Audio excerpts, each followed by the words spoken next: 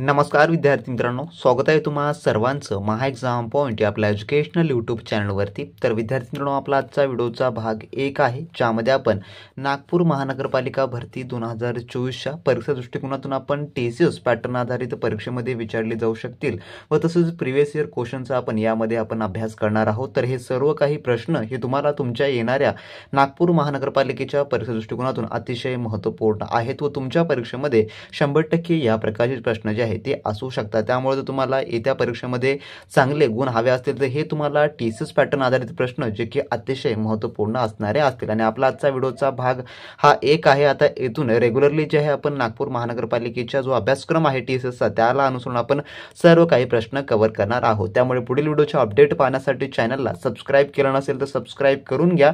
आणि जे काही विद्यार्थी नागपूर महानगरपालिकेच्या अधिकृत जाहिराती संदर्भात माहिती मागत होते तर आता अधिकृत जाहिरात जे की याची प्रसिद्ध करण्यात आलेली आहे ती आपण आपल्या टेलिग्राम ग्रुपवर उपलब्ध करून दिलेली आहे। तर टेलिग्राम ग्रुपची लिंक देखील डिस्क्रिप्शन बॉक्समध्ये मिळेल, तुम्ही तेथून जॉईन करून घ्या। तर या ठिकाणी पाहू आपण आपल्याच्या या भाग 1 मधील काही महत्त्वपूर्ण प्रश्न। तर यामधला प्रश्न क्रमांक 1 असा आहे जो की प्रश्न पहिला, नागपूर नगरपालिकेची स्थापना कधी झाली? तर नागपूर महानगरपालिकेची स्थापना होण्यापूर्वी नागपूर नगरपालिकेची स्थापना त्या ठिकाणी झालेली होती। तर याचं जे उत्तर आहे ते आहे ऑप्शन नंबर ब, जे की 1864 साली। तर थोडक्यामध्ये तुम्हाला सांगायला झाल्यास 31 मे 1864 साली जे आहे नागपूर नगरपालिकेची स्थापना झाली। आणि आता महानगरपालिकेची स्थापना तुम्हाला सांगायला झालं तर महानगरपालिकेची स्थापना जी आहे ती झालेली आहे 2 मार्च जे की 1951 साली। 2 मार्च 1951 साली नागपूर महानगरपालिकेमध्ये जे की रूपांतरण या नगरपालिकेचं करण्यात आलेलं आहे। तुम्हाला परीक्षेमध्ये असा देखील प्रश्न येऊ शकतो की नागपूर नगरपालिकेची स्थापना कधी झाली? तर ते जे आहे ते आहे 31 मे 1864 साली। मग महानगरपालिकेमध्ये कधी रूपांतरण करण्यात आलं असा प्रश्न आल्यास ते आहे 2 मार्च 1951 साली करण्यात आलेलं आहे। तर 1951 देखील तुम्हाला परीक्षेमध्ये असेल किंवा 1864 देखील असणार असेल, त्यामुळे तुम्ही यामध्ये कन्फ्युजन नाही व्हायचं आहे। नगरपालिका विचारल्यास ते आहे 1864 आणि महानगरपालिका जर म्हटलं तर ते आहे जे की 1951 साली। तर नगरपालिका नगरपरिषद एकच असतं। त्यानंतर प्रश्न 2 आपला पुढील असा आहे, नागपूर महानगरपालिकेचे प्रमुख अधिकारी कोण असतो किंवा कोण असतात? तर याचं जे उत्तर आहे ते आहे ऑप्शन नंबर क, जे की नगर आयुक्त हे जे आहे थोडक्यात प्रमुख असतात। त्यानंतरचा प्रश्न 3 आपला, नागपूर महानगरपालिका क्षेत्राचा विस्तार किती किलोमीटर स्क्वेअर आहे? तर नागपूर महानगरपालिकेचा क्षेत्राचा विस्तार, तर याचं उत्तर जे आहे ते आहे ऑप्शन नंबर अ, जे की 510.5 किलोमीटर स्क्वेअर एवढा जे आहे नागपूर महानगरपालिका क्षेत्राचा विस्तार आहे। ऑप्शन नंबर अ ह्या ठिकाणी या प्रश्नाचं उत्तर होणार असेल। आणि ह्या प्रकारचे प्रश्न तुम्हाला परीक्षेमध्ये असणारे असतील। त्यानंतर प्रश्न 4 आपला, नागपूर महानगरपालिकेचा मुख्यालय कोणत्या ठिकाणी आहे? तर याचं उत्तर जे आहे ते आहे ऑप्शन नंबर ब, जे की नागपूर या ठिकाणी नागपूर महानगरपालिकेचं मुख्यालय आहे। ऑप्शन नंबर ब या ठिकाणी याचं उत्तर होणार असेल। त्यानंतर प्रश्न आपला 5वा असा आहे पुढील, नागपूर महानगरपालिकेच्या नगरसेवकाची संख्या किती आहे? तर नगरसेवकांची संख्या म्हटलेलं आहे नागपूर महानगरपालिकेच्या, तर याचं जे उत्तर आहे ते आहे ऑप्शन नंबर थोडक्यामध्ये अ, जे की 156। तर 156 ही सध्या स्थितीमध्ये असलेल्या नगरसेवकांची संख्या आहे। तर ही जी संख्या आहे जी की निवडणुकीच्या वेळेस कमी जास्त होत असते, परंतु आपल्याला त्या ठिकाणी समजा इसवी सन इयर जर विचारलं तर मी जी तुम्हाला माहिती सांगत आहे जी की रिसेंटली झालेल्या 2022च्या जो त्यांचा निवडणूक आहे तो झालेला त्यानुसार ही 156 आहे। तर 2000 ज्यावेळेस 17ला ही निवडणूक झाली, 2017च्या निवडणुकीच्या वेळेस 151 होती, तर 2022च्या वेळेस जी आहे ही संख्या वाढून जी की 156 झालेली आहे। त्यामुळे असा थोडक्यामध्ये बदल येऊ शकतो। लेटेस्टची माहितीसाठी आपण परीक्षापूर्वी जे आपला करंट अफेअरचा एक स्पेशली व्हिडिओ लेक्चर चालतो त्यामध्ये आपण हे कव्हर करतच असतो, परंतु मला मी सध्याला सांगत आहे हे थोडक्यात दोन्ही मधला फरक तुम्ही लक्षात ठेवून घ्या। त्यानंतर आपला पुढील प्रश्न असा आहे जो की प्रश्न 6वा, कोणत्या रोगाला ब्रेकब्रोन ताप असेही म्हणतात? तर ब्रेकब्रोन ताप, तर याचं उत्तर जे आहे ते आहे ऑप्शन नंबर ब, जे की डेंगू। तर डेंगू या रोगाला ब्रेकब्रोन ताप असेही म्हणतात। ऑप्शन नंबर ब या ठिकाणी याचं उत्तर होणार असेल। त्यानंतरचा आपला प्रश्न 7वा असा आहे, सर्वोच्च न्यायालयाचे न्यायाधीश संख्या ठरवण्याचा अधिकार कोणाला असतो? तर याचं उत्तर आहे ऑप्शन नंबर अ, जे की संसदेला जे आहे सर्वोच्च न्यायालयाचे न्यायाधीश संख्या ठरवण्याचा अधिकार असतो। ऑप्शन नंबर अ ह्या ठिकाणी याचं उत्तर होणार असेल। जर विद्यार्थी मित्रांनो नागपूर महानगरपालिका भरती 2024च्या परिपूर्ण 100% तयारीसाठी तुम्ही अजूनही आपला क्रॅश कोर्स स्टडी मटेरियल घेतला नसेल तर वेळ न वाया घालवता लगेच तुम्ही आपल्या व्हॉट्सअप सेलरला मेसेज करून सर्व काही मिळवून घ्या, ज्यामध्ये आपण सर्व काही 100% टीसीएस पॅटर्न आधारित नागपूर महानगरपालिकासाठी असलेला आपला अभ्यासक्रम आपण त्यामध्ये इन्क्लूड केलेला आहे, ज्यामध्ये मराठी व्याकरण, इंग्लिश ग्रामर, सामान्य ज्ञान, बौद्धिक चाचणी आणि टेक्निकल देखील आपण यामध्ये इन्क्लूड केलेला आहे, जे की तुम्हाला मार्केटमधल्या कोणत्याही बुक्समध्ये मिळणार नाही व त्यासोबत तुम्हाला कोणतेही महागडे जे की कोचिंग्स आहेत ते देखील लावण्यास तुम्हाला अजिबात गरज पडणारी नसेल. सर्व काही तुमची 100% एकाच ठिकाणी तयारी होऊन जाणार असेल, ज्यामध्ये तुम्हाला फक्त गट क च्या स्पेशली संपूर्ण अभ्यासक्रमावर आधारित आहे आपलं हे नागपूर महानगरपालिकेसाठी व त्यासोबतच टीसीएसने आतापर्यंत महानगरपालिकेचे जेवढे काही परीक्षा केलेल्या आहेत त्या प्रश्नांना आकलन करून हे सर्व काही टेस्ट सिरीज व आपले जी नोट्स आहे ते बनवण्यात आलेले आहे. त्यासोबतच 100 प्रश्न व 200 गुणाची 100% तुमची तयारी होऊन जाणारी असेल. त्यामध्ये स्थापत्य, विद्युत, जीएनएमचे टेक्निकल आपण देखील यामध्ये कव्हर केलेलं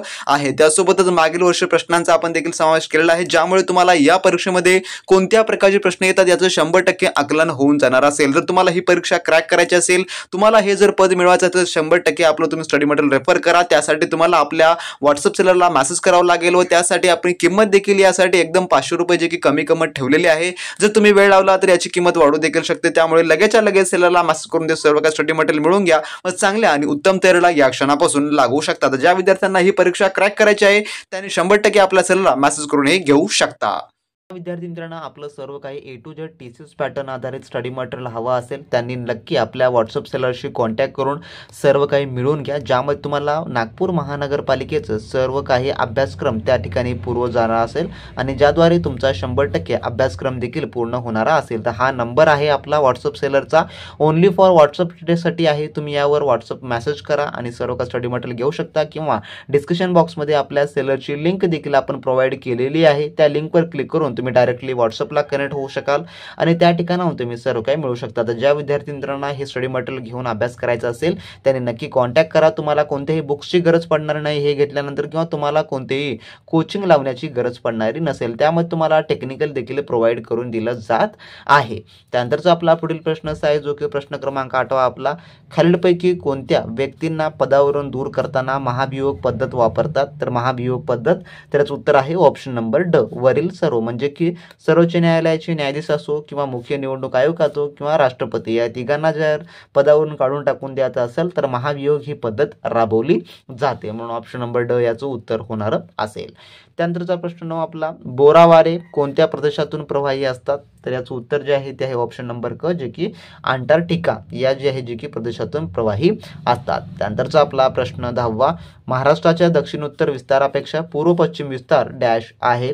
तर याचं उत्तर आहे ऑप्शन नंबर अ, जे की जास्त आहे. ऑप्शन नंबर अ ह्या ठिकाणी या प्रश्नाचं उत्तर होणार असेल. थोडक्यात तुम्हाला ह्या प्रकारचे प्रश्न परीक्षेमध्ये असणारे असतील जे की सर्व विषयाला कव्हर करून परीक्षेत विचारली जातात. त्यानंतर प्रश्न 11वा आपला, महाराष्ट्रातील साठ्यासाठी आढळणारे जे की जाणारे नदी खोरे कोणते? तर याचं उत्तर जे आहे ते आहे ऑप्शन नंबर क, जे की वैनगंगा आणि वर्धा खोरे. त्यानंतरचा आपला प्रश्न क्रमांक 12वा, संयुक्त महाराष्ट्र समितीची स्थापना कोणत्या ठिकाणी पार पडलेल्या अखिल भारतीय मराठी साहित्य संमेलनात झाली? तर याचं उत्तर आहे ऑप्शन नंबर ड, जे की बेळगाव. त्यानंतरचा आपला प्रश्न 13वा असा आहे, लोकमान्य टिळकांनी खडबंदीची चळवळ कोणत्या संघटनेमार्फत राबवली? तर याचं उत्तर आहे ऑप्शन नंबर क, जे की सार्वजनिक सभा या संघटनेमार्फत राबवली. ऑप्शन नंबर क या ठिकाणी याचं उत्तर होणार असेल. त्यानंतर प्रश्न 14वा, भारताला स्वातंत्र्य प्राप्त वेळी काँग्रेसचे अध्यक्ष कोण होते? तर याचं उत्तर आहे ऑप्शन नंबर ब, जे की JB कृपलानी हे जे आहे जे की अध्यक्ष होते काँग्रेसचे. जर तुम्ही आपलं स्टडी मटेरियल घेतलात मित्रांनो तर त्यामध्ये सर्व काही हे 100% कव्हर करून दिलेलं आहे, त्यामुळे तुम्हाला कोणतीही बुक्स घेण्याची गरज पडणार नाही किंवा तुम्हाला कोणतेही ज्या ठिकाणी 4000 5000 कोचिंग लावण्याची अजिबात गरज पडणारी नसेल. त्यानंतरचा आपला प्रश्न 15वा, व्हिडिओच्या माध्यमातून KYC स्वीकारणारी देशातील पहिली बँक कोणती? तर याचं उत्तर आहे ऑप्शन नंबर ड, जे की कोटक महिंद्रा बँक ही आहे. त्यानंतरचा आपला प्रश्न 16वा, निशाचर म्हणजे काय? तर याचं उत्तर आहे ऑप्शन नंबर क, जे की रात्री फिरणारा त्याला जे आहे निशाचर असं जे आहे ते म्हटलं जातं. त्यानंतर प्रश्न 17वा आपला, आडकाठी या शब्दाचा विरुद्धार्थी शब्द कोणता होणारा असेल? तर याचं उत्तर आहे ऑप्शन नंबर ड, जे की मोकळीक असा जो याचा विरुद्धार्थी शब्द होणारा असेल. त्यानंतरचा प्रश्न आपला 18वा, तोंड दाबून बुक्याचा मार म्हणजे काय? तर याचं उत्तर आहे ऑप्शन नंबर अ, जे की मुकाट्याने दुःख सहन करणे होय. तर थोडक्यामध्ये हे वाक्यप्रचार आहे, वाक्याचा अर्थ या ठिकाणी सांगायचा असतो अशा प्रकारच्या प्रश्नांमध्ये. त्यानंतर प्रश्न 19वा, काकदृष्टीने पाहणे अर्थ सांगा. तर याचं उत्तर जे आहे ते आहे ऑप्शन नंबर ब, जे की बारकाईने पाहणे असं जे आहे याचा थोडक्यामध्ये अर्थ होणारा असतो. तर असे हे आपल्या आजच्या विद्यार्थी मित्रांनो व्हिडिओमधले टॉप 19 क्वेश्चन होते, जे की आपण भाग 1 मध्ये पाहिलेले आहेत. तर इथून आपले आता रेग्युलरली भाग येणारे असतील, तर तुम्हाला त्या सर्व भागांची अपडेट हवे असेल तर चॅनलला सबस्क्राईब करून घ्या. आणि ज्या कोणी विद्यार्थी मित्रांना आपलं सर्व काही A to Z study material हवं असेल त्यांनी या नंबरवर मेसेज करून, ओनली फॉर व्हॉट्सअप आहे, फक्त व्हॉट्सअपसाठी त्यावर तुम्ही मेसेज करा स्टडी मटेरियलसाठी. तुम्हाला त्या ठिकाणी सर्व काही नागपूर महानगरपालिकेचं स्टडी मटेरियल मिळून जाणार असेल. ज्या विद्यार्थ्यांना हवा असेल त्यांनी नक्की आपल्या व्हॉट्सअपला मेसेज करा सेलरला, आणि चांगल्या व उत्तम तयारीसाठी योग्य मार्गदर्शनाखाली तुम्ही अभ्यासाला किंवा तयारीला लागू शकता. भेटा नेक्स्ट व्हिडिओमध्ये नवीन प्रश्नांसोबत, नवीन अपडेट सोबत. तोपर्यंत बी प्रॅक्टिस क्रॅक एक्झाम.